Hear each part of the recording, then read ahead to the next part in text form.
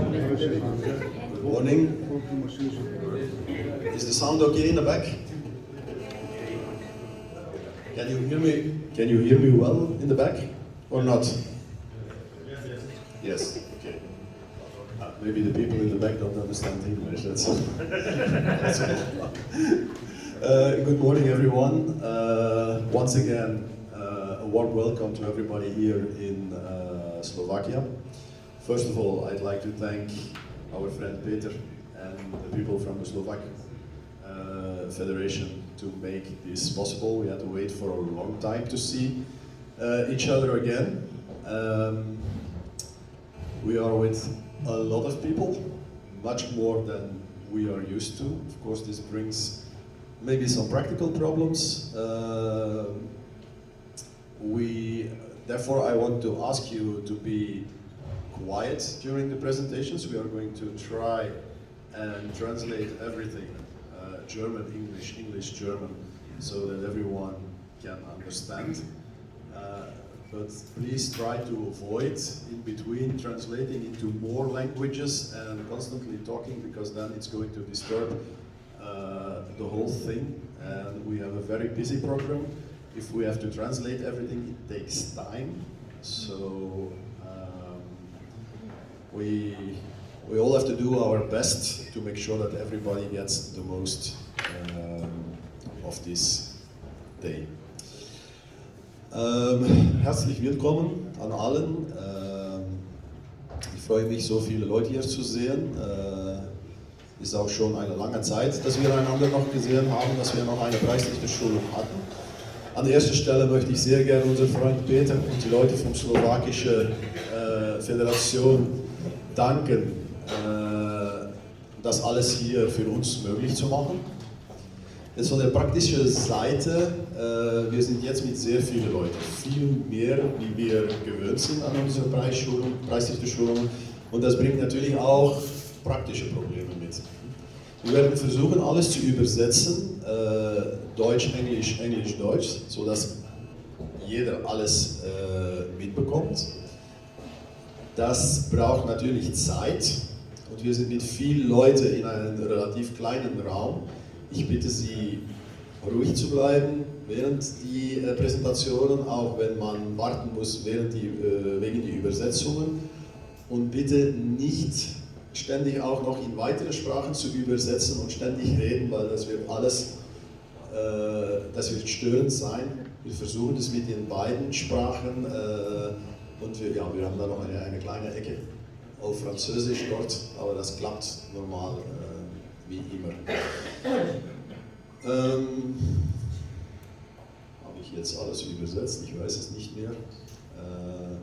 Aber ich denke, ja, wir haben ein ganz volles Programm.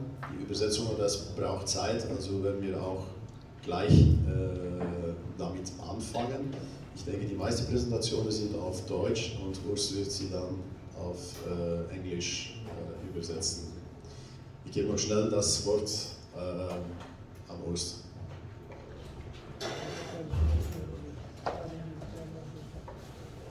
Ja, herzlichen Dank. Sehr geehrte Teilnehmerinnen und Teilnehmer, auch im Namen der Europäischen Standardkommission möchte ich Sie ganz, ganz herzlich willkommen heißen. Andi hat schon einiges gesagt. Wir sind froh, dass wir erst einmal die Tagung durchführen können hier, und dass Peter so viel Engagement an den Tag gelegt hat, um so viele Leute zu mobilisieren von ganz Europa. Wir haben wirklich von Nord bis Süd und West bis Ost haben wir praktisch Teilnehmer aus allen Ländern, und das ist nicht zuletzt, wie gesagt, dank dem großen Einsatz von Peter. Ich denke, schon im Voraus möchten wir Peter mit einem Applaus ganz herzlich danken.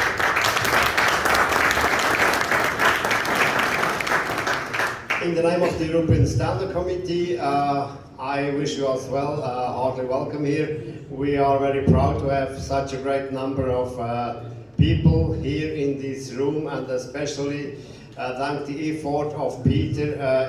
We've been able to have almost 100 persons from almost every country of Europe from north to south and from west to east. So that is great.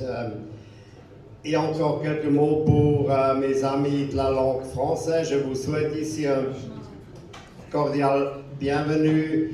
Nous sommes heureux d'avoir cet grand nombre de personnes. Nous avons essayé d'organiser un super grand programme très très intéressant avec la présentation des différentes races.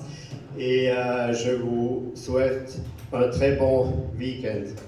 Per gli italiani abbiamo organizzato un programma sì, abbiamo detto che noi facciamo una traduzione, ma solo poco piccolo, ancora per una persona. In Türkiyeden sevgili dostlarıma hoş geldiniz.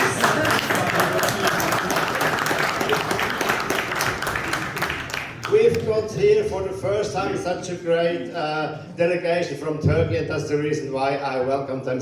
But now, as Andy says, we will make the translation only English and German, so we do not use much more time of the value time we have. Otherwise, we sitting on the Sunday afternoon still here, and that is not organized and that is not planned. So I wish you a very good time, and I'm sure that it will be a great weekend for every one of us. Thank you.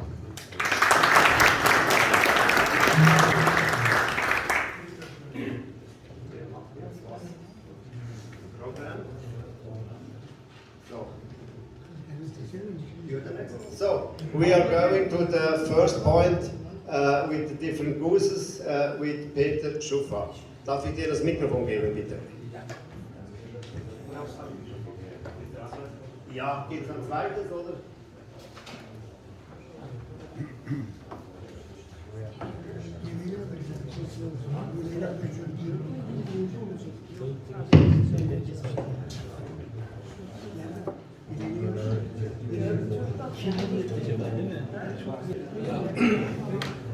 Sehr geehrte Kolleginnen, sehr geehrte Kollegen, ich möchte kurz in meiner Präsentation etwas besprechen über die Gänse.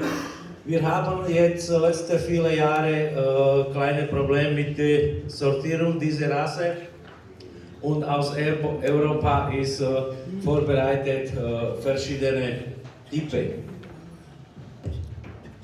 So I hope the microphone is working. Yes, it does. So we are proud to present you some different types of gooses which we had to discuss in the last few years a bit more. So from the African, the Cholmogory, and as well the East European, what's the name? Knoblauch.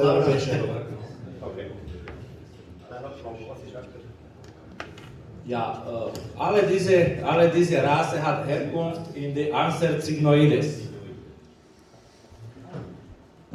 All of those breeds are based on the Anser Cygnoides.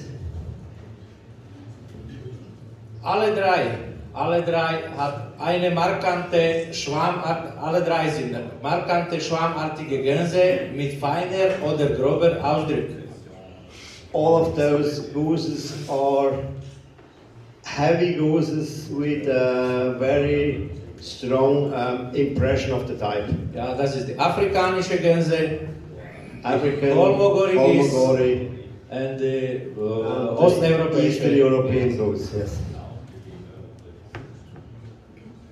Wir haben jetzt die afrikanische Gänse, here the African, die Cholmogory. Cholmogory.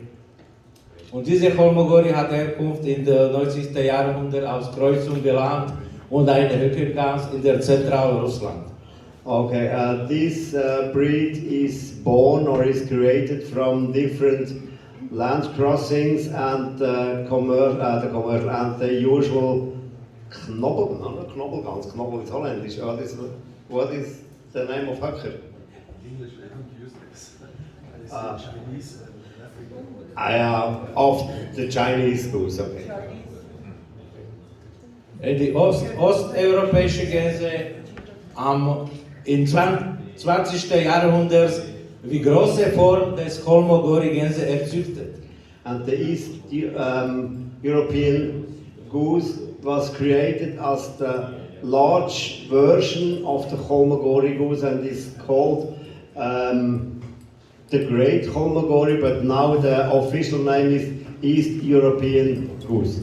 Ja, das Problem ist, dass diese zwei verschiedene Stämme tragen einen Namen bis jetzt. The problem was that for those three breeds, it had been used in the past only one name, and that makes it confusing. Und jetzt im Anerkennungsprozess in Europa, in die EE, ist die Arbeitsname die osteuropäische Hockergans. And now it's starting with the process of accepting in Europe this kind of breed. We chose us for the name of East European Goose. Bei Cygnoides, wir haben zwei Farbenschläge, das ist grau-braun und weiß. On the Cygnoid we have only two standard colors, grey, brown and white. Bei Cholmogory-Gänse und bei der osteuropäischen Gänse, wir haben in eine graue Gänse mit blaue oder blau-weiß geschrägte Mutationen. In the Cholmogory and the East European Goose we've got the mutation as well with checked with nachher grey, blue and white. Black white. Yeah, black, nachher blue, white, grey, white, okay. Der Typ, die afrikanische Cholmogory und die osteuropäische Gänse sind große und schwere Höckergansart mit Höcker und Kielwame. Oh my goodness, okay. The African Cholmogory and the European gooses are very large and heavy and with Höcker? with the knobbel on the on the beginning of the head and with the what? No, not the wattle. With the jaw. Alle drei. All three of them. Verschiedene ist auch bei Gewicht. In erster Ausstellungssaison bei den afrikanischen Gänse, wir brauchen 8 Kilo bei Gantor und 7 Kilo bei Gans. Okay, we have here the weight, as you can see in the first year, the male 8 kilo and the female 7 kilo. Bei Cholmogory, wir brauchen bei Gantor 10 bis 12 Kilo und bei Gans 7 bis 8,5 Kilo. So I think I do not have to translate because I'm sure you can read the figures. Und bei osteuropäischen, wir brauchen 11 bis 12 Kilo bei Gantor und 8 bis 10 bei Gans. Okay. Der Kopf. Ich möchte hervorstellen, alle drei Rassen zusammen und so. Die Kopf bei aller Rassen sind Größe mit Höcker und Kielwame. Ja, ist relativ groß, mit Höcker und Kielwame. Bei afrikanischen Gänse ist flach, elegant mit größer Höcker in Kielwame. Bei Cholmogory ist massiv, im Hinterkopf etwa gewölbt, auch mit größeren Höcker und Kielwame. Und bei osteuropäischen ist sehr groß, sehr massiv, eckig, mit größeren Höcker und auch mit Kielwame. As you can see, we have the general type is almost identically, but some little differences. For the Japanese, the back is very flat, and for the Cholmogory, it is a bit concave, and also the head on the end is also a bit turned down. And with the last one, we have almost a quadratic, very massive head. Okay. Bei alle drei Rassen, der Kopf hat eine Höcke und das Auge muss in das Skelett sein. The knobble, as I say, on the head is also based on the bone in the head. Der Schnabel. Bei afrikanischen Gänse, bei graubraun ist schwarz, bei weiß ist orangefarbig, der Schnabel. Bei Cholmogory und osteuropäische Gänse sind bei alle drei Farbenschläge ist orange. Okay, we have some differences in the color of the back with the African one.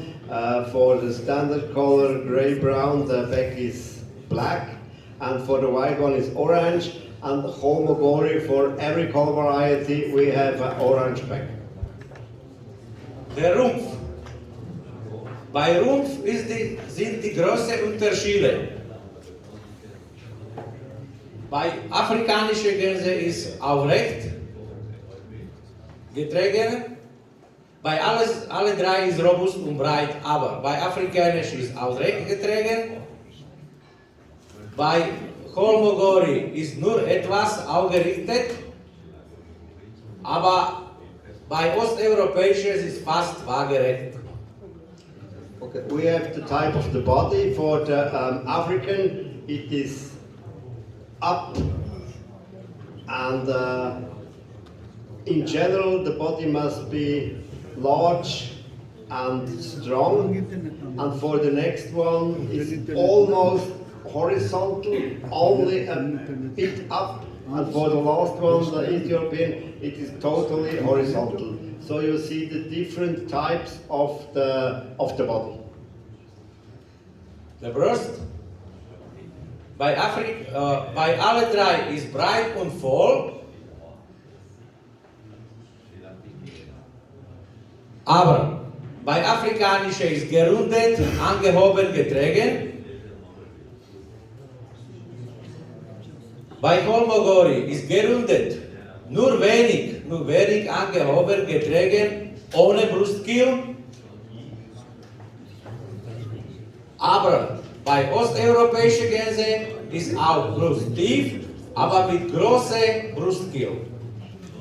Okay.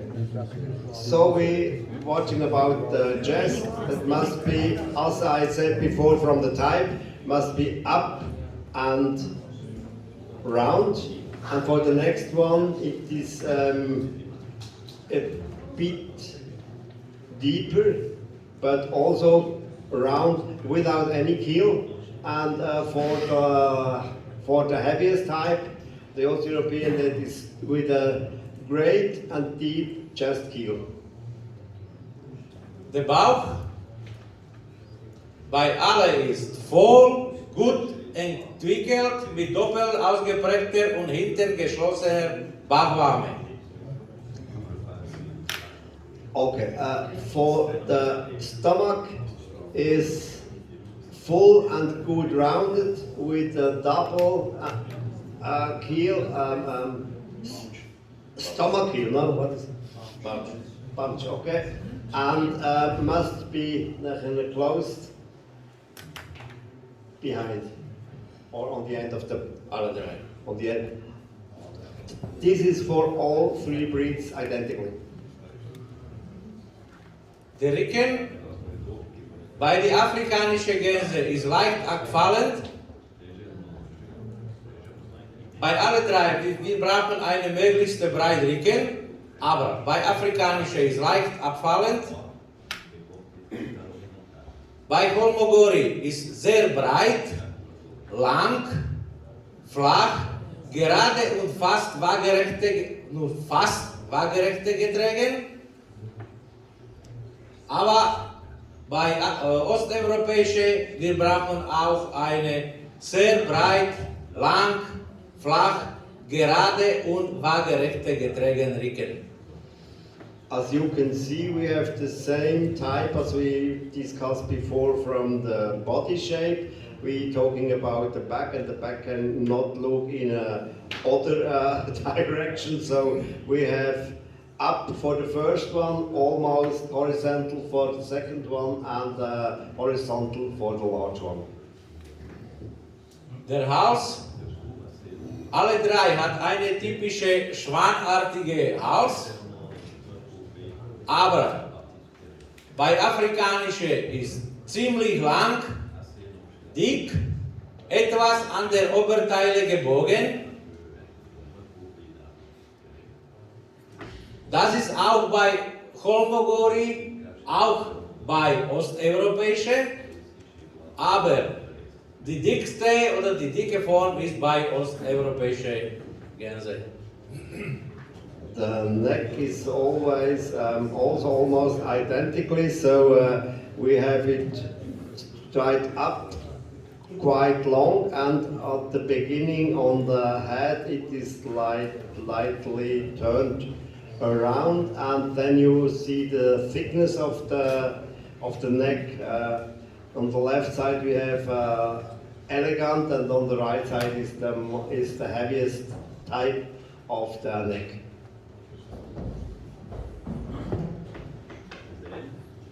Okay. Die Flügel sind gut entwickelt, kräftig, fast am Körper getragen.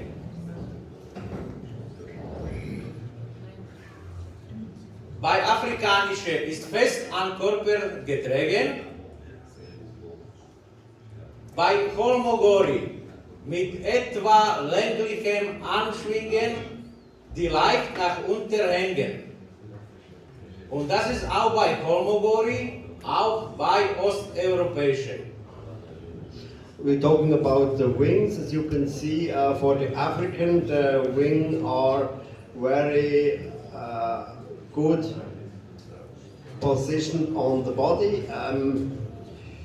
Then for the next one, they have a bit longer secondary wing feathers, a bit longer and not so hard, not so rough putting on the body. And for the large one, is always the same with a bit longer secondary wing feathers, so it looks not so strong as in the first breed.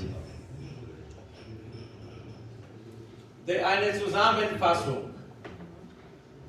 Die afrikanischen Gänse sind aus diesen drei am elegantesten, Kopf mehr trocken, ausgeprägte Höcker, kleinere Kielwame, angehoben Rumpf, anliegende Gefieder. So for the African, as we just talked before, it is the elegantest goose with a dry head, with good proposed knobble, and with a little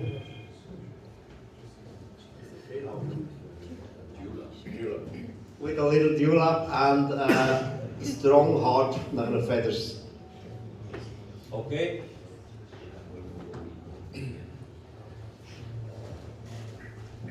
Bei den Cholmogory, wir brauchen schwere, sie sind schwere, aber mit Temperament. Kopf etwa gewollt, Höcker nicht zu hoch, groß, größere Kielwame, nur wenig angehobene Rumpf ohne Brustkiel und dick und weich Gefieder. So for the Cholmogory, we have another type, a bit more temperamental, head a bit more curved, the knobble not as big, then the dewlap must be large, and the shape of the body is only a bit up, and without any just keel, and the feathers are strong and fluffy. Und die letzte, die osteuropäische Gänse, ist eine Phlegmatik-Temperament. Ja. Ja. Kopf, große, eckige Form. Höcker nicht zu groß, große Kiloarme, Rumpf fast waagerecht getragen mit Brustkiel And for the und die Gefriede ist sehr dick und weich. for the East European goose, we have a phlegmatic, slowly goose with a very strong and quadratical form of the head. The knobbel is not as big. Then with a big dewlap, then the body must be horizontal with a very large chest heel, and the feathers are very, very strong and very fluffy. Wir haben noch einmal alle drei Bilder. Im ersten Blick, das ist drei verschiedene Typen, drei verschiedene Rassen mit ausgeprägter Unterschiede. I presented you 3 different breeds with the same base, but different characteristics. We explained it, so you see from the lightest goose on the left until the very heavy on the right side. You see that we have some different types, and we are able to see the differences, so that we can say that there are 3 different types, so as I explained you in the last half an hour maybe. Wir haben ein paar Bilder. Das ist die Cholmogory, die Cholmogory versus osteuropäische. We have here the Cholmogory and the European, so you can see the differences in the type. Und viele Jahre schon in verschiedene Websites und verschiedene Facebook oder Gruppen sind. Die beide präsentieren unter dem Namen Cholmogory. Und das ist schade, dass auch unsere russische Freunde oder unsere Freunde aus Litauen und auch Latvia hat Probleme, und wir brauchen, das muss diese Rasse differenzieren, und darum jetzt schon 5 Jahre laufen der anerkannte Prozess. So, okay. We, as Peter explained, we have here the different types. In the past, as you had seen in Facebook, internet, and so on, both types had been named under the name Cholmogory, and that is not correct because that had been 2 different types. So 5 years ago, we started to splitting them according to the characteristics, and now the process of accepting is going on, so that in the future we will have even in the idea of the breeders 2 different types and not mix it up as it was in the internet many years ago. Ich muss auf dieser Stelle große Bedanken gesagt, dass unsere Zugfreunde aus Litauen, aus Latvia, unsere Freunde aus Polen, leider sind nicht heute da mit seiner Gänse, und auch in Tschechien, oder viele Leute haben großes Interesse mit dieser Rasse arbeiten und mit dieser Rasse eine wichtige Information weiterbringen. I gave the great thank to the breeders from Latvia, Lithuania, Poland, Czech and Germany, and maybe some other countries as well, where the people help me with information, and as well that people are interested to breed such a interesting breed. Ich möchte noch einmal bedanken, Andreas Haag aus Deutschland bringt Tiere hier. Das viele Jahre sind in Deutschland, aber nur unter einem Namen sind. Andreas, vielen Dank. Thank you to Andreas Hart from Germany. He brought the animals here for the presentation, and they are existing since many years in Germany. Mein Freund aus Litauen, Agne, Kestas, vielen Dank. My friend from Lithuania, thank you. Und so, ich habe auch noch auch ein paar Bilder. And a few pictures. Ja, das ist eine Tiere mit Type Cholmogory, aber mit Brustkiel. Das ist nicht möglich. That is a mixture. From the type, it looks like a Cholmogory, but with a heavy chest gill. So that is not what we want. That is impossible. Brustkiel bei Cholmogory nicht akzeptabel. Chest gill for Cholmogory is not accepted. Das auch schon über 100 Jahre alte Standard gesagt. Cholmogory Gänse ohne Brustkiel. Schon 100 Jahre. In old standard, almost 100 years ago, was first prescription of the Cholmogory. It was written down that Cholmogory does not have any chest gill and is not allowed to accept them with chest gill. Und natürlich auch unsere neue Europa-Standard. Die sind auch in dieser Broschüre. And of course, in our new European standard, it will be written down as, or it is written down as well. Habe ich auch eine Foto von Original Cholmogory. Ja, das ist auch Original Cholmogory. Das ist fast 15 Jahre zurück bei uns eine gute Zuchtfreund. Leider er schon gestorben, aber Original Cholmogory hat, aber auch mit Ansatz, leicht mit Brustkiel. Okay, here Cholmogory pictures from pictures. They are a few years old, but the type is very good of old breeder, which is not anymore with us. Here is the skeleton of the head. Vielen Dank für Thank you.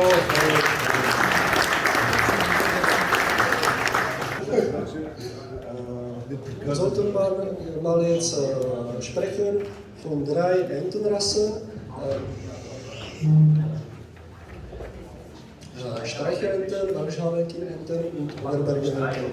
Ich sollte sich noch vorstellen, ich heiße Václav Nedělka, bin von Tschechien und wir sollten jetzt die 3 Rassen hier unter der Lupe schauen. So, my name is Václav Nedělka. Ich präsentiere Ihnen die Streicherenten. Ich spreche Deutsch, scheiße.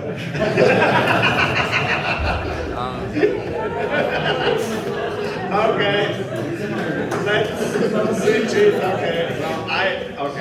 Okay. I was so concentrated to start with the presentation. So now he said, "My name is Václav Nedělka from Czechia. I will present you some ducks, especially the Abacot Ranger, because I was asking the English name for Streicher and I was not used to use it. Then the Overberger and the Wels Harlequin." Danke Urs für die deutsche Übersetzung. Er hat gemerkt, dass meine Deutsch nicht so super ist. Sorry. Also gehen wir weiter. Zuerst zu der Teilung der Präsentation. Hat 2 Teile. Zuerst schauen wir zu dem Ursprung. Nachher schauen wir zu den Rassenmerkmalen und am Ende sprechen wir von Farbenschlägen und von großen Pfeilen. I will make the presentation 3 main points, 3 topics. First is where is the base for where they come from, where they have been created, and the specific points, and as well on the end the color varieties. Dann gehen wir zu dem ersten Teil. Nur kurz zu dem Ursprung, die Streicherenten. Weiter schreibe ich in Präsentation nur S für Verkürzung. Ist gestammt von England und ist gezüchtet von Campbell-Ente und Laufenente.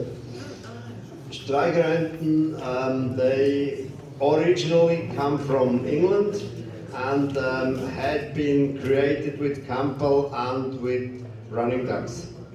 Der Gewicht bei dieser Rasse ist bei Erpel bis zu 2,5 Kilo und bei Ente 2 Kilo und die Ringgröße ist 15.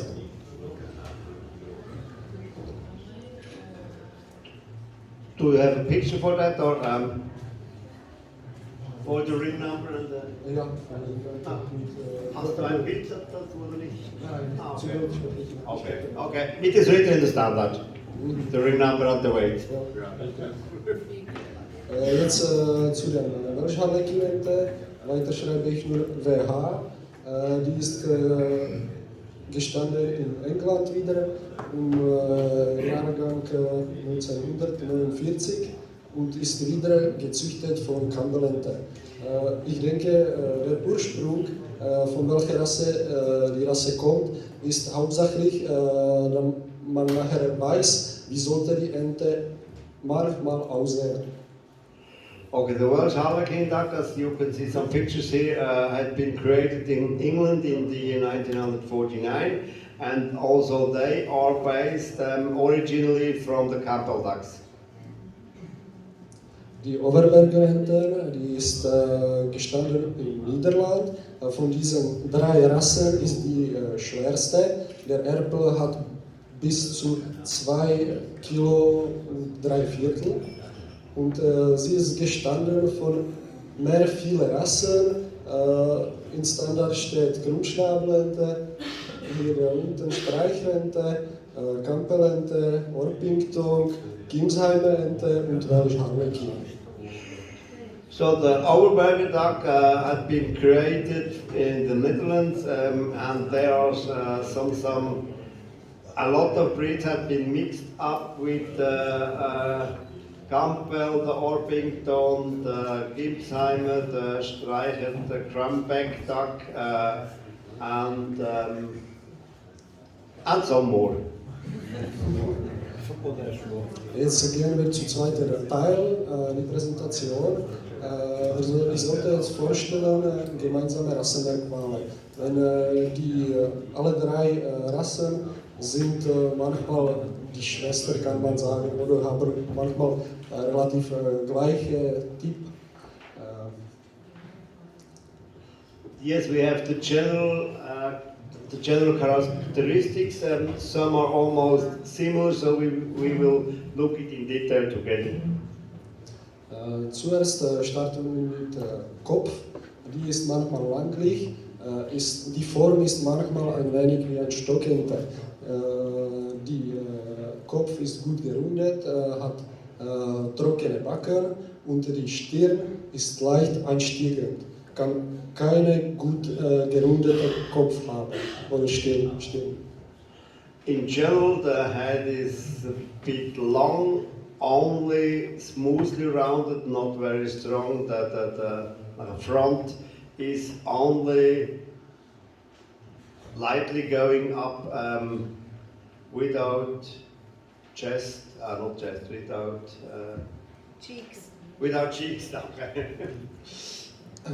Der Schnabel ist mittellang, leicht zur Stirn einsteigend. Hier sollte keine große Wurzel sein. Und was ist bei beiden Geschlechtern? Die Bohne ist dunkel, man sieht das nicht hier unten auf dem Bild. Hier ist eine Welsh Harlequin-Ente und die Bohne ist dunkel. Und hier ist ein Erpel und er hat auch dunkle Bohne. If you are looking to the back, this middle long, as I said before, only slightly going up to the front, and the tip of the back must always be dark. Hals ist mittellang, nicht zu stark, leicht nach hinten gebogen. The neck is middle long, not too strong, and slightly curved. Jetzt gehen wir weiter zu dem Rumpf. Der ist auch mittellang, nicht zu groß, er ist gut gerundet, ist etwas aufgerichtet. Bei der Welsh Harlequin-Ente und bei Overberger-Enten ist ein bisschen hoch, tragender, und bei Streicher-Ente ein bisschen niedriger. So the body is middle long, good rounded, and a bit up, and upper and underline is not parallel. Und ich will nur sagen, die unterste und oberste Linie muss parallel sein, keine flache Brust oder sowas. Yeah, not a flat chest, yes. Die Rücken sind lang, fast gerade, nicht zu breit, ist keine schwere Rasse, dass sie keine breite Rumpf hat. The back is long, almost flat, but not too large because it's not extremely heavy duck. Brust sind fleißig, nicht zu voll. Just must be good built, not too full. Bauch ist nicht zu stark entwickelt. Die Streichhörnchen können oder bei alle drei Rassen sollten keine Wamme haben oder keine Kielbildung haben. Stomach not all too strong, and for all those breeds we do not want to have a keel. Die Laufe, es handelt sich um eine mittelgroße Rasse, hat längliche Rumpf, sind nach hinten verschoben. Bei Erpel, allen Rassen, sind die Läufe immer orange und bei Enten gibt es Unterschiede. Bei der Overberger Enten und Wels Harlequin Enten sind die Läufe manchmal braunlich, das sieht man hier, sind ein bisschen dunkel, als bei Streicherente hier, die sind manchmal grau oder man kann sagen auch leicht dunkel-orange-braun. Some information about the legs. The legs are positioned in the second part of the body. The color for the male is orange. For the female, it depends a bit on the breed. For Overberger and Wels Harlequin, we have kind of brown, and for the Streicher, they are brown-gray. Der Schenkel ist wenig herunter, nicht markant. Der Stand ist nicht hoch bei dieser Ente.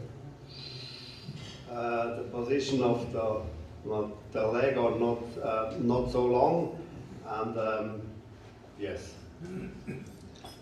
Der Schwanz ist im Fuß in der Rückenlinie verlaufen. So, manchmal gibt es auch Tiere, welche haben zu hochtragende Schwanz. The tail is following the line of the back. Sometimes we see animals with upper tail, but that is not what we want. Gefieder ist gut anliegend, nicht zu weich, ist keine Zwergente. Feathers are good on the body, not too fluffy. It is not a cold duck.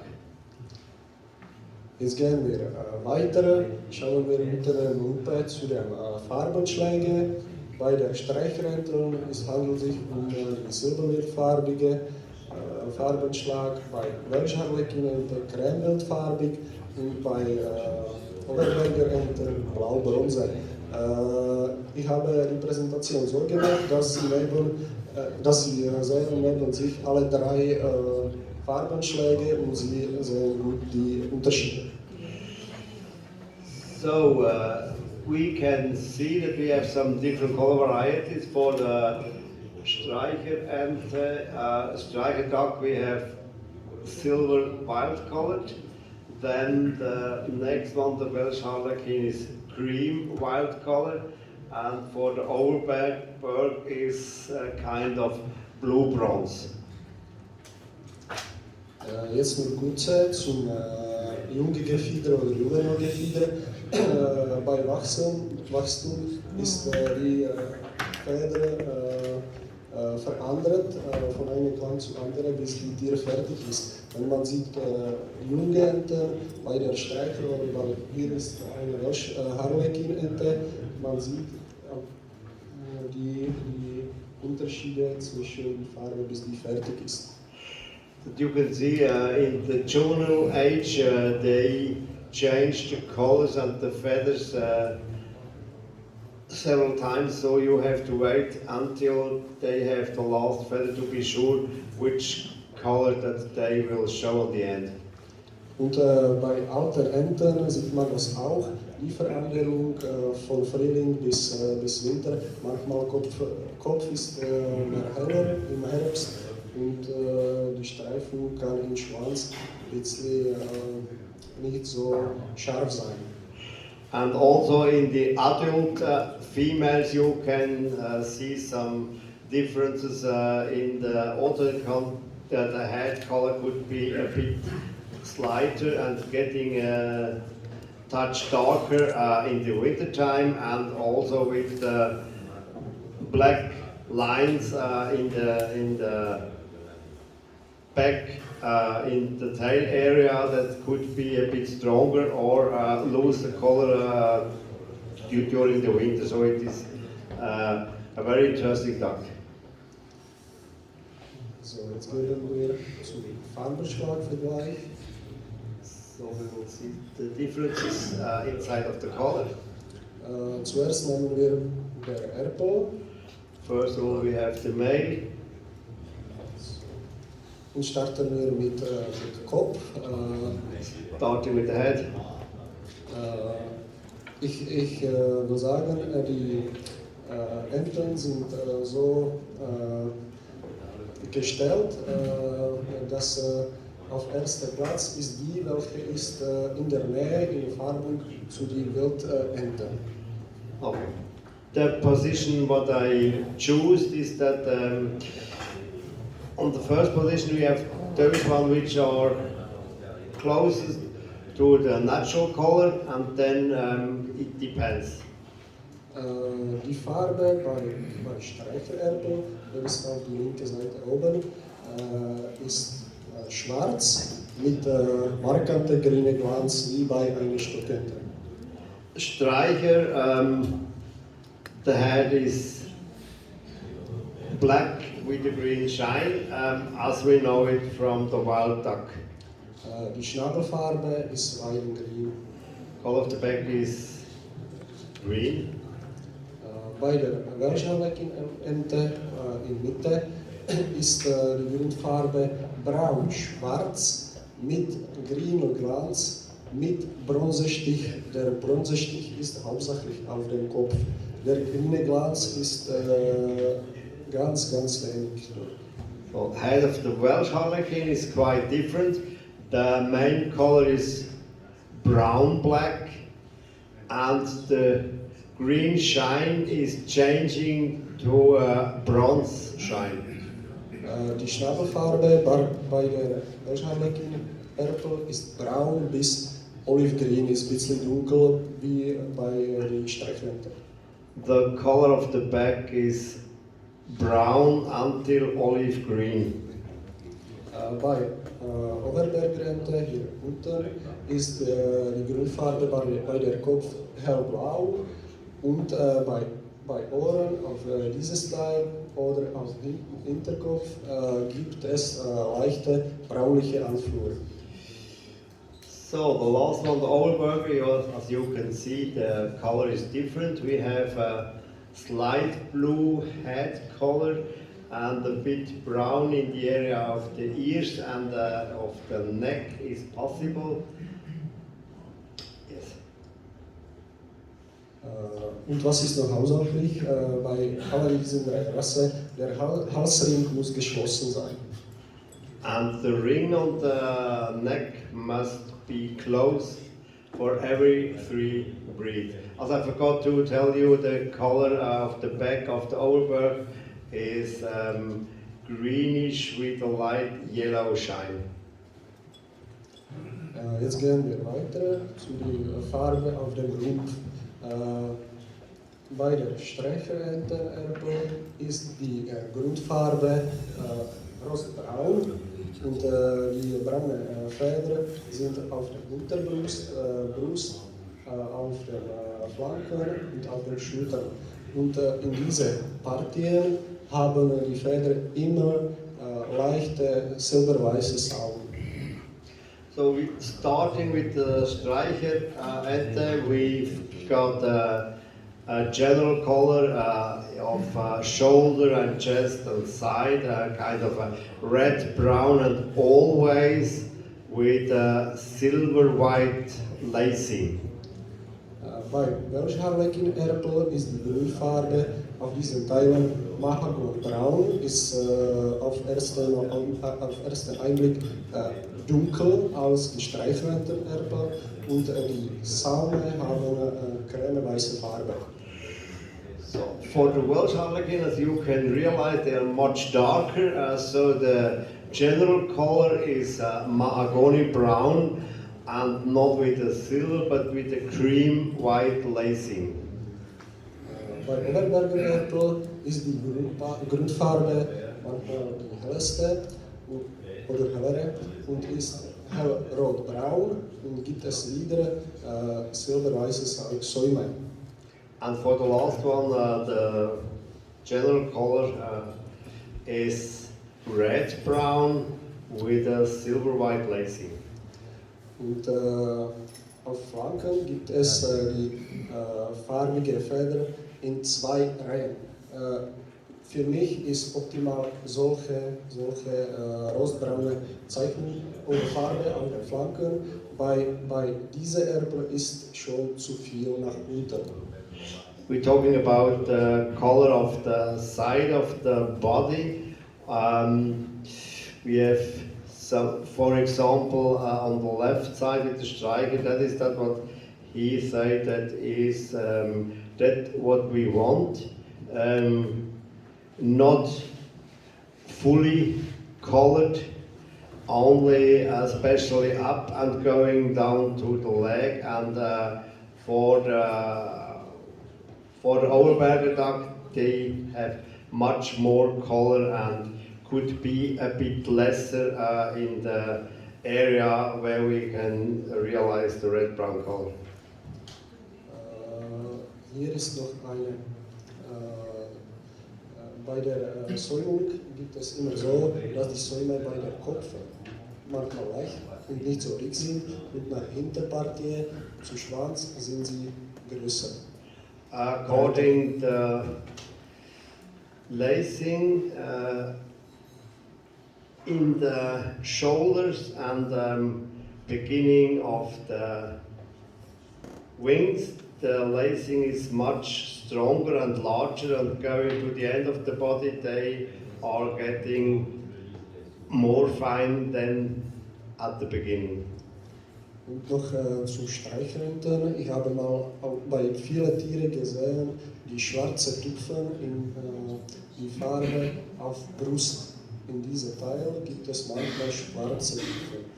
Aber ich weiß nicht, ich habe nicht in Standard gelesen, dass das Standard ist oder nicht. Aber man kann sagen, in Tschechien haben das 90% von den Tieren. Das ist gut. We realize that some of the male have some black feathers in the chest, black dots in the chest. And he realized that in Czechia the main part of the showed animals have that, and was only to say that it was realized that is interesting to watch.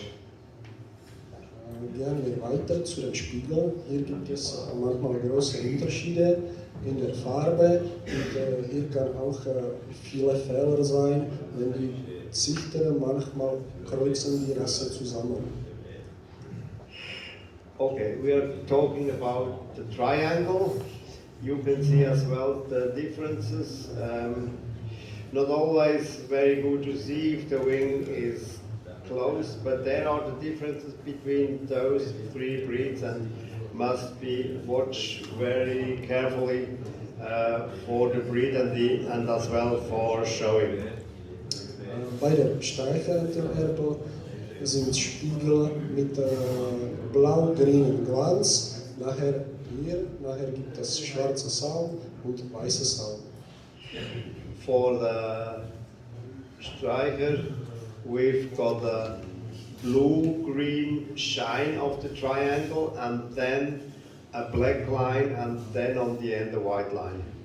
Bei Welsh Harlequin Erpel hier sieht man, die Spiegel ist Bronze mit ganz sehr leichte grüne Glanz und der Saum ist dunkelbraun. Okay, next one, Welsh Harlequin. The triangle is browns with a slightly green shine, and on the end only a dark brown line. Bei Overberger Erpel ist die Spiegel hellblau mit leichter blaue-gelbe Tonung. Okay, and for the Overberg, the triangle is slightly blue with a light brown yellowish shine. Jetzt gehen wir zu Mirze im Schwanz. Der Schwanz ist bei der Streichente oder Mirze ist schwarz und die Schwanzfedern und Steuerfedern sind grau-weiß bis grau-schwarz mit hellen Zahlen. Okay, in the tail area we can see for Streicher ente the mane is black and the tail feathers are grey-white until grey-black with lighter lacing. Bei Wels Harlequin Erpel ist die Mirze braun-schwarz mit ganz leichter grüner Glanz mit Bronzenstich. Aber ich muss sagen, keine markante grüne Glanz. Okay, Wels Harlequin, the same area as I explained, is brown-black with a green and bronze touch. And then the tail feathers are dark bronze with clear cream lacing. Die Steuerfedern bei der Erpel von Wels Harlequin sind dunkelbronzefarbig, wieder mit helleren, aber cremefarbigen Samen. As I always translated, yes. Bei Overberger Erpel ist die Grundfarbe Mirze blau, manchmal von dem Rücken leicht gesaumt, das kann manchmal bei allen drei Rassen sein. Und die Steuerfedern sind blau mit helleren blauen Außenzahlen. And for the Overberg, the black area is becoming blue with white lacing, and the tail feathers are blue with a lighter outside color. Der Übergang über diese Partie und Flanken ist scharf abgegrenzt. We want to have a clear line, differences from the black to the white or even for the other colors. Not a zigzag line, it must be a clear line as a kind of a border. So, das war zu Erpel und jetzt schauen wir zu den Enten. Now we are looking at the female. Zuerst Kopf. Bei der Streicherente ist die Kopf braun-gelb und gibt es spezifische Kopfstreichung auf der Stirn und hier auf oberen Kopf. So for the striker duck, we've got the color of the head is brown yellow with little black lines in the upper head. Der Schnabel ist grau-grün, manchmal jetzt gibt es Enten mit dunkelgrüne Schnäbel. The back is gray-green, sometimes with a bit more or less darker areas. Bei Wels Harlequin Ente ist die Grundfarbe von Kopf gelb-braun und die Kopfzeichnung ist nicht manchmal schwarz wie bei der Streicherente, aber ist brauner. So Wels Harlequin, the same area is becoming lighter, so the main color is yellow-brown, and the little lines on the head are not black as we saw by the striker, they are more dark brown. Und der Schnabel ist manchmal fast dunkel-schwarz-grün. And the back is much darker, almost black-green. Bei der Overberger Ente ist die Kopffarbe die hellerste von diesen drei, ist braunlich-gelb und die Streifung auf dem Stirn und Oberkopf ist blau. Okay, for the Overberg, that is the lightest color of those three varieties, with this brownish yellow and little lines what we had in the front and the upper head, as we saw it by Streicher, are not black anymore, they are going to blue. Die Schnabelfarbe ist grau bis grau-grün. And the color of the back is gray until gray-green. Und die Streichelung ist nur auf dem Stirn und auf Oberkopf gestattet. I want to underline that the little lines is only accepted in the front area and in the upper head, not down to the eye or deeper as the eye. That is not accepted. Gehen wir weiter zu dem Rumpf. Hier sieht man Unterschiede zwischen der Grundfarbe. Bei Streicherente auf dieses Bild ist die Grundfarbe weiß und die Zeichnung ist braun-schwarz. So as we looking the color of the body, we have the color. The main color is cream white and with brown black areas inside. Und noch zur Zeichnung. Die Zeichnung gibt es bei idealfarbigen Hennen im ganzes Rumpf, Oberbrust und auch unter dem Schwanz und auf Bauch. We have these specific colors almost on all areas of the body, but much more present in the wing and the back area than the side and the upper tail, and even lesser in the abdomen area. Bei Wels Harlequin-Ente ist die Grundfarbe gelblich hellbraun und die Zeichnung ist dunkelbraun. Okay, for Wels Harlequin, we have a general color of yellowish light brown, and the pattern is dark brown with a creamish lacing. Und die Overberger-Ente ist wieder die hellerste. Die Grundfarbe ist gelblich weiß und die Zeichnung ist blau. Sie hat nicht so markante Zeichnung wie die Ente vorher, ist manchmal nur Nervzeichnung. Okay, and for the Overberg, the main color is yellowish, cream white, and the nerve color is light blue. She is the lightest of those three varieties. Hier haben wir Detail von der Grundfarbe und von Zeichnung. Man sieht auch bei jeder dieser Ente leichte Säumung. Hier und auch bei der Streichente ist auf dem End der Feder leichtes Saum. We have here the detailed color of those three breeds, so as you can realize, even every part of them there is a lightly lacing on the end. So, jetzt gehen wir zum Spiegel.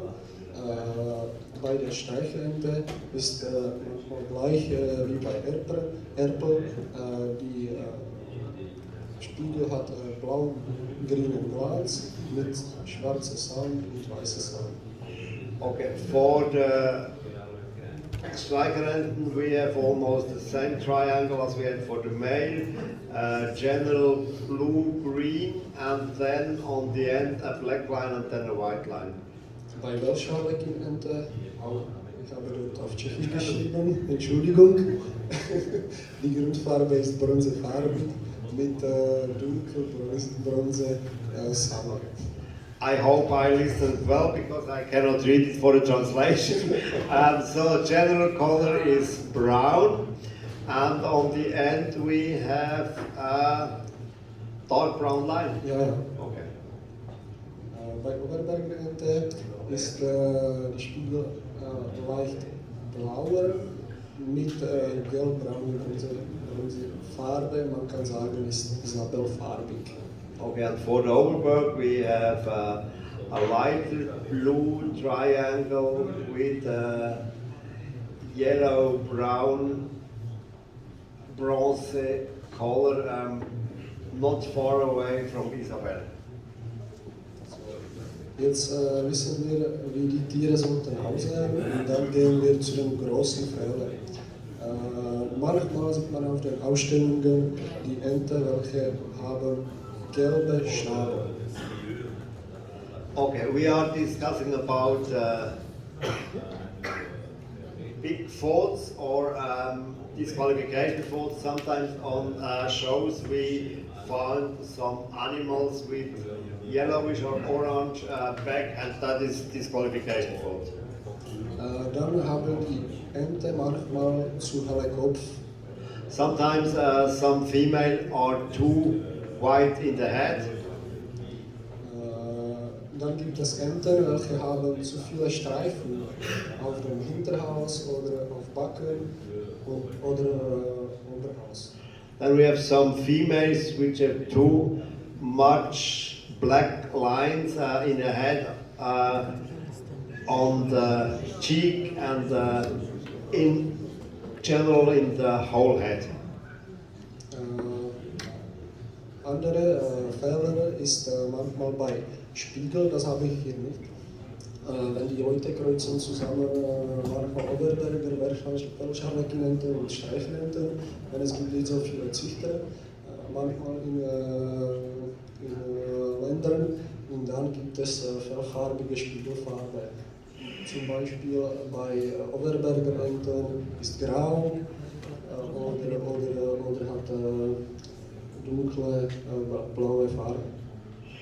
Okay, often we realize as well that we have a wrong color of the triangle, and that is based on different crossings, especially for Overberg, or if breeders are not sure which breed they really have, and they cross Overberg with Streicher or Streicher with Wels Harlequin or something else. So you can see the differences in the triangle. Dann diese drei Enten sollten keine Kielbildung haben auf der Brust, manchmal hier oder die Wange.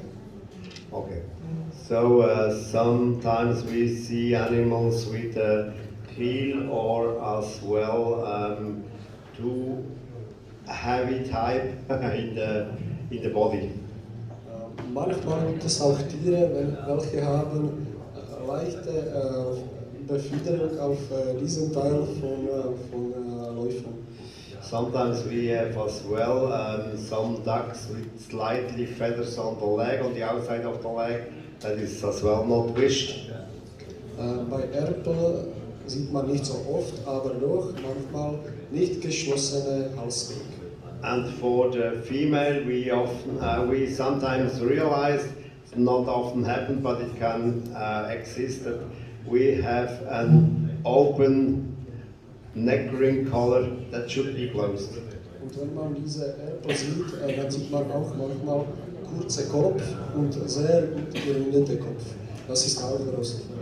Okay, and another fault on this male in the middle down, the head is too round, too short, too high. It is not the type of a Streicher. Und hier gibt es noch eine Fälle, das ist zu hochtragender Schwanz. And here is another fault, the tail is rearing too much up. Der Schwanz muss eine Linie sein mit Rücken. The tail must be in the same line as the body. It must follow the body line. Noch gibt es auch mal Tiere, welche zu kurz sind. And some animals are too short in the body. Oder haben zu plumpe Körper. Or too round in the body. Und hier will ich noch sagen, dass die Wels Harlequin-Ente keine Streicherente ist, keine Farbenschlag von Streicherente. Wenn man sieht manchmal auf den großen Ausstellungen solche Welsh Harlequin Ente mit V. So, okay. I have to underline that the Welsh Harlequin is not a color variety of the Streicher dog. So he just saw on big shows animals like this, which is not according to standard color, and they sometimes get high prices. That is a total mistake. Und hier sehen wir, man sollte nicht Standard aufstellen. Wenn sie so gekocht ist, dann sollte ich die auch V geben. Okay, and next advice, if they are not according to standard, that is the next process what you have to do, and please do not sell them to other breeders. That will not help our breed. Und jetzt, ich wünsche allen Preisrichtern eine glückliche Runde und viel Erfolg bei der Bewertung. I wish every judges a very good hand by judging the animals. Good Das luck. ist alles von mir und wenn Sie haben Fragen, können Sie auch. Thank you for the